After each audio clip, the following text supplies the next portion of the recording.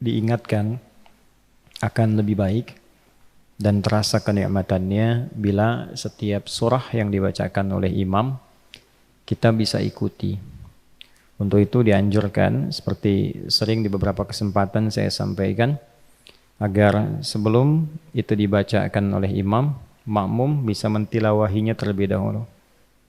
Contoh begini, tadi Isya itu saya antarkan di akhir juz 26, Adz-Dzariyat, kemudian dimulai Tarawih juz 27. Adz-Dzariyat korelasinya dengan At-Tur. Di Adz-Dzariyat kalau kita lihat ayat 15 sampai kita ambil ayat 23 misalnya. Innal muttaqina fi jannati wa 'uyun akhidhina ma atahum rabbuhum innahum kanu qabla dhalika muhsinin kanu qalila minal laili ma yahja'un wa bil asharihum yastaghfirun. Itu amalan kita tuh dari tarawih, tahajud sampai sahur.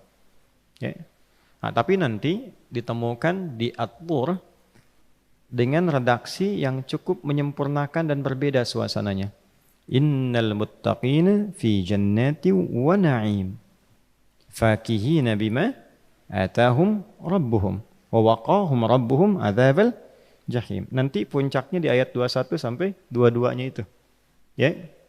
Walladzina amanu wattaba'athum dzurriyyatuhum biimanin alhaqna bihim dzurriyyatahum wa ma alatnahum min 'amalihim min syai' kullu imri'in bima kasaba rahin. Jadi kalau yang di Adz-Dzariyat itu menawarkan kenikmatan surga secara personal di taman surga. Jadi ada manusia yang ahli surga akan masuk di tempat terindah taman surga, itu digambarkan oleh Allah di Al-Qur'an sedang berpetualang di bumi. Di antara aktivitasnya dia mampu menata ibadah malam. Jadi dari mulai menyedikitkan tidur, dia hidupkan malamnya, ditutup di waktu sahur dengan dia istighfar. Itu amalan sahur, selain makan itu diisi dengan istighfar. Nah, kita sedang latihan itu. Kalau sukses kita kerjakan Ramadan dan dibiasakan pasca Ramadan, itu disifati oleh Al-Quran sebagai orang takwa yang sedang berpetualang di bumi. Kalau dipertahankan sampai pulang, sampai meninggal. Bukan pulang itikaf ya, sampai meninggal. Ya. Nah, kalau kita kerjakan dengan berjamaah begini, lantas kita berikan value-nya, nilainya, bimbingannya kepada keluarga untuk sama-sama ikut. Ya.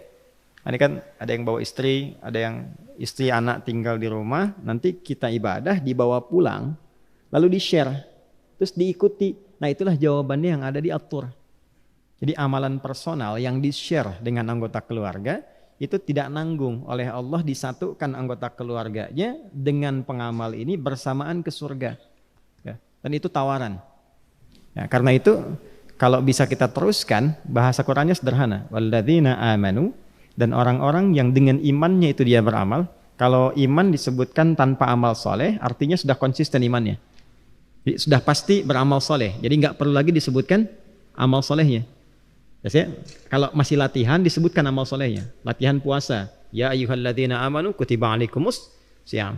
Latihan salat, alladzina yu'minuna bil ghaib wa yuqimunas shalah. Latihan menepati janji, ya ayyuhalladzina amanu aufu bil uqud. Ya. Latihan Jumatan, ya ayyuhalladzina amanu idza nudiya lis salati min yaumil jumat. Nanti kalau ini sudah menjadi kebiasaan, lancar kita, sudah refleks ibadah, itu tanpa disebutkan amal soleh, tinggal imannya saja. Ya. Nanti kebalikannya dalam pekerjaan, iman disebutkan, halal dibuang.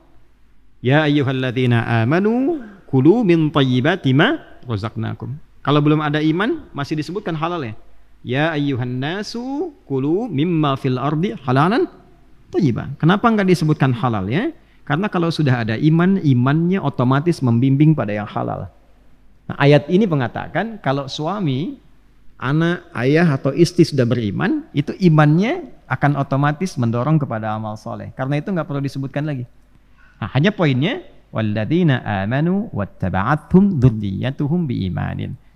Ayah, ibu, suami, istri yang beriman, anak, kalau yang itikaf anaknya, pulang ke rumah, lalu di-share pengalaman kita beribadah kepada Allah sampai merasakan kenikmatan, diikuti itu.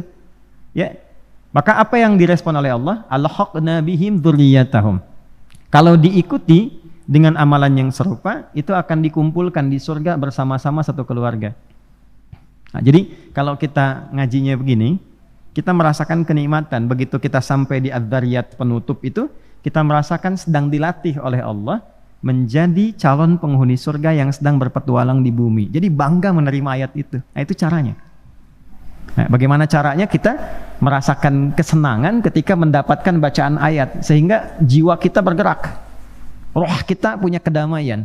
Nah, roh ketika merasakan kedamaian itu disebut tarwihah namanya. Kalau dilatih berkali-kali, tarawih namanya. Itulah sebabnya kenapa sholatnya disebut tarawih, karena sholat ini melatih jiwa kita supaya merasakan tenang, damai, sehingga dengan kedamaian itu muncullah kemudian berbagai jenis kebaikan yang bisa kita lakukan. Nah, setelah sampai ke At-Tur, menariknya kita diajak, kamu mau soleh sendirian? Kan? Mau ke surga sendirian? Kamu kan punya ibu, punya ayah, punya anak, punya istri. Kenapa nggak kamu share kenikmatanmu ini kepada keluargamu yang mungkin tidak ikut? Lalu kita share, masuklah di At-Tur. Jadi menerimanya itu enak gitu. Ya, begitu selesai At-Tur wa idbarin nujum, langsung dibalas dengan bentuk tunggal. Wan najmi idza hawa. Nujum ketemu najm. Nah, itu cara kita bisa mendapatkan kenikmatan. Nanti ada respon-respon tertentu di Quran yang sangat luar biasa.